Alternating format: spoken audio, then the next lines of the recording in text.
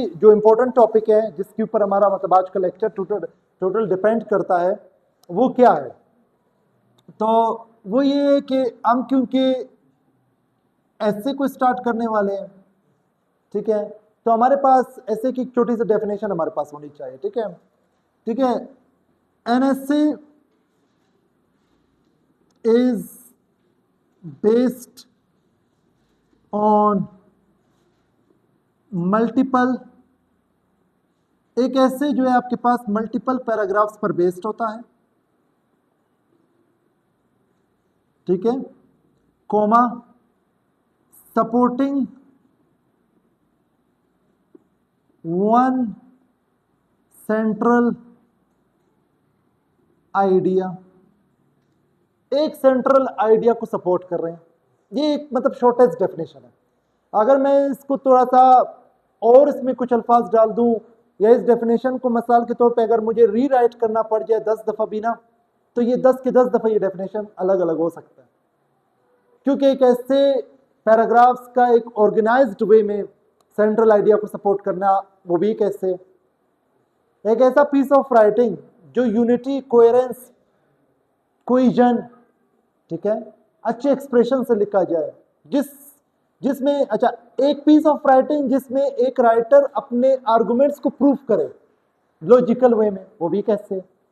तो एक ऐसे को कई तरीके से, कई तरह से हम डिफाइन कर सकते हैं, लेकिन यहाँ बात ये कि एक फॉर द टाइम भी अगर एक मुझे ऐसे लिखना पड़े एक डेफिनेशन, तो वो एक डेफिनेशन क्या है कि एक ऐसे बेस्ड होता है मल्टीपल पैराग्राफ्स पे, क्योंकि लाजमी बात है एक पैराग्राफ तो आपका इंट्रोडक्टरी है, तो 2 से 3, 2 भी नहीं होते, कम से कम 3 या 4 या 5 बॉडी पैराग्राफ शॉर्ट ऐसे में होते हैं।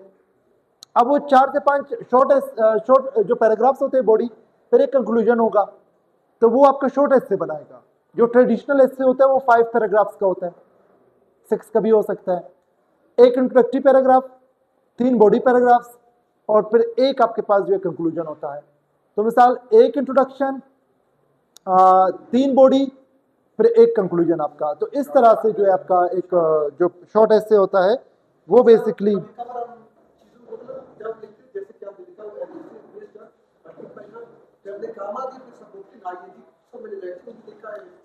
क्योंकि यहाँ से हमेशा जब भी आप जेरंड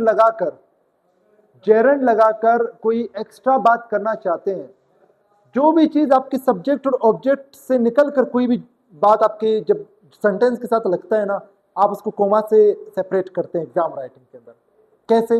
अब नाउ एक ऐसा लफ्ज है जिसका सब्जेक्ट से ताल्लुक नहीं, सब्जेक्ट इसके बाद आ रहा है। Now I am going to teach you English, I am going to give you some steps, some tips on how you can improve your spoken. ये एक जुमला है, पर नाउ लगा दिया ना, कोमा से इसको सेपरेट कर। तो यहाँ पे देखो मैंने ये लिखा है essay is based on multiple paragraphs, complete हो गया सेंटेंस। अब यहाँ जहाँ आईएनजी से इसको अलग कर रहा हूँ तो मैंने क्या लगा दिया, जेरंड से इसको अलग कर रहा हूँ तो ये मेरे पास अलग हो जाएगा कोमा के थ्रू। ठीक है, ये बात है। और इंग्लिश में कई जगहों पे कोमा और सेमीकोलन एक जैसे भी काम करते हैं, तो सेमीकोलन देखकर कंफ्यूज नहीं हो जाना। यहाँ मैं सेमीकोलन भी लगा सकता हूँ, हालांकि सेमीकोलन के अपने बहुत सारे यूजेजेस है जो कोमा से अलग है, लेकिन फिर भी खैर वो एक अलग टॉपिक है। पंक्चुएशंस में जाऊंगा तो वो एक पूरी दुनिया है। ठीक है, वो मैं ग्रामर जब स्टार्ट करूंगा, स्पेशल ग्रामर, कॉम्पिटिटिव एग्जाम, वो लैंग्वेज वाली ग्रामर नहीं, तो उसमें फिर पंक्चुएशंस, डायरेक्ट इनडायरेक्ट, वो सारे उस तरह नहीं जितना लैंग्वेज में हम बस वो अननेसेसरीली वो चीजें भी पढ़ रहे हैं जो नहीं आते एग्जाम्स में, नहीं, वही जो इंपॉर्टेंट है। और जहां आपको क्लियर है जो बात, वो नहीं पढ़ेंगे, जो नहीं है उसको पढ़ेंगे, इस तरह। खैर, तो एक इसकी डेफिनेशन ये है कि लॉजिकल वे में आप अपने स्टांस को, ठीक है, प्रूविंग योर स्टांस, ठीक है, proving your stance in a logical वे, आप अपने स्टांस को लॉजिकल वे में प्रूव करते हैं। ठीक है, ऑन ए स्पेसिफिक टॉपिक,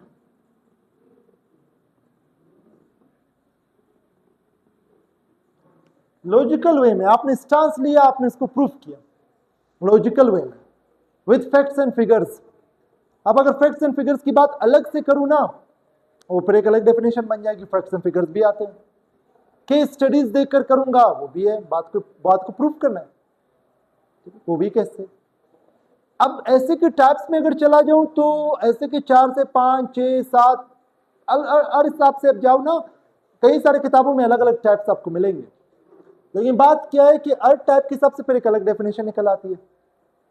ठीक है, तो एक पीस ऑफ राइटिंग है जो बेस्ड है पैराग्राफ पे, एक सेंट्रल आइडिया को सपोर्ट कर रहा है, लेकिन इसके साथ साथ ऐसे के अंदर जो चीजें होनी चाहिए वो तो मैं ऑलरेडी बात कर चुका हूं। फिर एक दफा लिखूं, उसमें यूनिटी होनी चाहिए, उस ऐसे के अंदर कोहेरेंस होनी चाहिए, उस ऐसे में कोहेजन होनी चाहिए। ठीक है, उस ऐसे के अंदर रेलिवेंसी होनी चाहिए, रेलिवेंस बहुत जरूरी है, आप रेलिवेंट नहीं लिख रहे हैं for example, that's a problem. ठीक है, तो ये सारी चीजें इसमें होनी चाहिए जो मैंने आपको पढ़ाई। आपको टॉपिक की डिकोडिंग का पता होना चाहिए। ठीक है, और आपका ग्रामर जो कि अपने आप में एक दुनिया है, वो भी ठीक होना है। डिकोड टॉपिक को समझना यही होता है ना, जब आप बीच में 1-2 दिन एब्सेंट हो जाते हैं तो ये हो जाता है। डिकोड का मतलब है टॉपिक को पढ़ना, सीखना कि what are you being asked.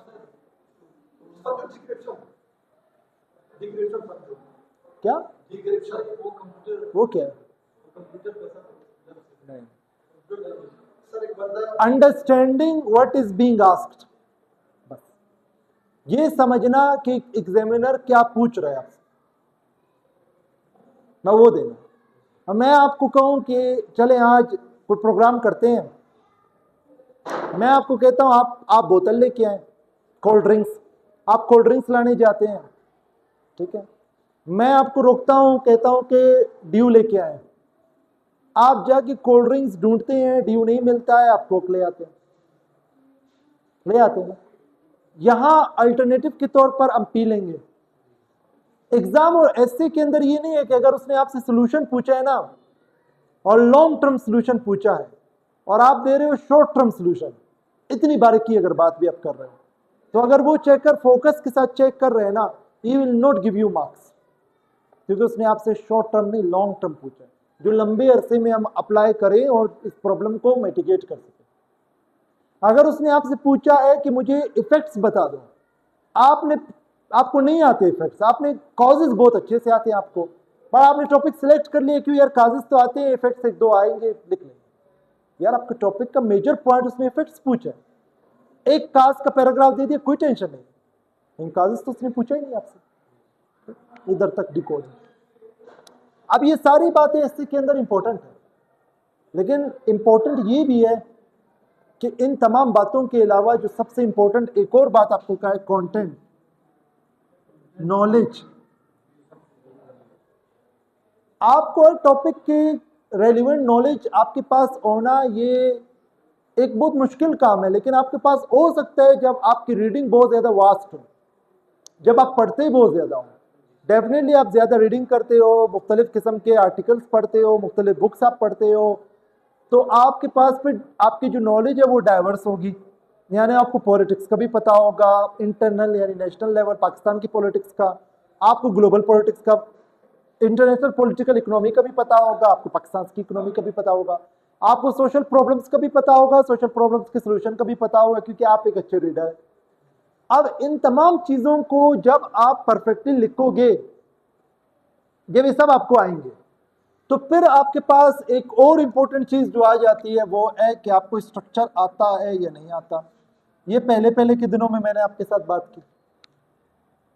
अब आप मुझे बताएं ये तमाम चीज़ें इक्वली ज़रूरी है या नहीं है? अब इनमें आपको एक बात आए या 2 बात आए, 2-3 चीज़ें आए और आप 1-2 चीज़ें छोड़ दें, तो क्या ये मुमकिन है कि आप कम्पिटिटिव एग्जाम्स में क्या आपके चांसेस बढ़ेंगे पास होने के, चांसेस फेल होने के बढ़ेंगे? फेल होने के बढ़ेंगे।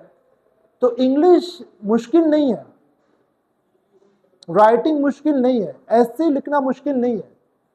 मुश्किल है कि ऐसे की हर एक पार्ट को, हर एक एलिमेंट को सीखना, हर एक चीज को अलग अलग टाइम में प्रैक्टिस करना, अलग अलग टाइम देना, और जब कंबाइन होकर स्ट्रक्चर में इस चीज को आप लिखोगे ना, और जब आपका स्ट्रक्चर भी ठीक होगा ना, ऑटोमेटिकली वो जो एंड प्रोडक्ट होगा ना, वो खुद फिनिशिंग प्रोडक्ट होगा ना, वो एक ऐसा आप प्रोडक्ट पेश करेंगे जिसे लोग पसंद भी करेंगे, उसे खरीदना भी चाहेंगे। क्यों? लेकिन हम क्या करते हैं, हम फिनिश्ड प्रोडक्ट को देखकर मुतासिर होते हैं, यार ये कितनी अच्छी चीज है, हमें ये नहीं पता कि उसके लिए कितनी मेहनत लगी। समझ आ रही है? तो वो जैसे हीरे के भी बारे में कहते हैं कि हीरा जो है, diamond is like a stone that did well under pressure, या that does well under pressure. Diamond जो एक पत्थर है, लेकिन वो प्रेशर में रह के अपने आप को निकाल लेता है, और प्रेशर से गुजरने के बाद वो डायमंड की शक्ल में आ जाए। रिफाइन भी तो करना है उसको। तो ये सारा चीज। अब हमारा टॉपिक है स्ट्रक्चर, तो हमने फिर स्ट्रक्चर के ऊपर आगे मजीद बात करनी है।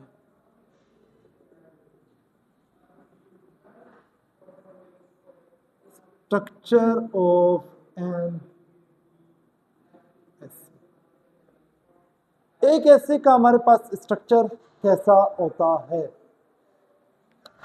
एक एसे का स्ट्रक्चर हमारे पास ऐसा होता है कि इसके स्ट्रक्चर के हमारे पास कुछ एलिमेंट्स हैं जिन्हें हमने सीखना है।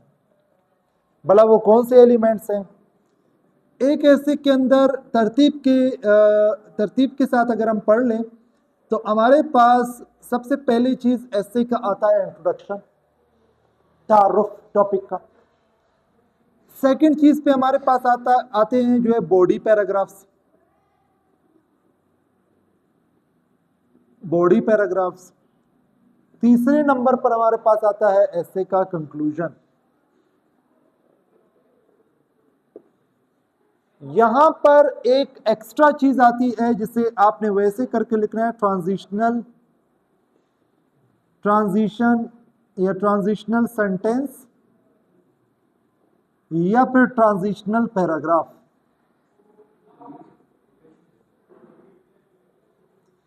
ये ट्रांजिशनल सेंटेंस भी हो सकता है और ये ट्रांजिशनल पैराग्राफ भी हो सकता है। ये बेसिकली आपका एसे का स्ट्रक्चर है।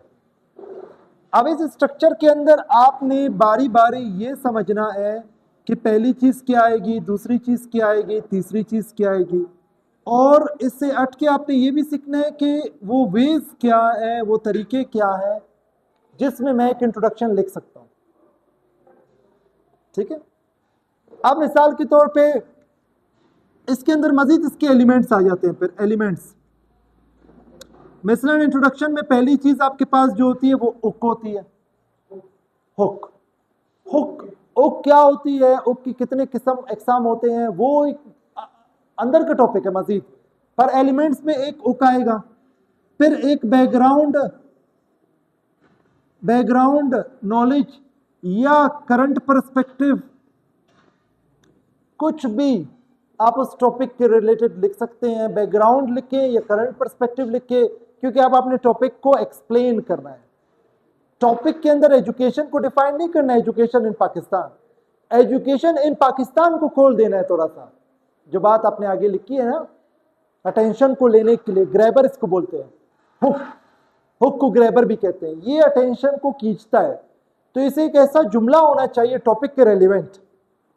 कोटेशन भी हो सकता है, ग्रैबर। ये ग्रैबर आपका जो है एक स्टेटिस्टिक भी हो सकता है, फैक्ट, कोई फैक्ट बता सकते हैं। ये एक एनेक्डोट भी हो सकता है, छोटे से 3-4 लाइनों पर मुश्तमिल एक कहानी जो कि किसी जगह से शुरू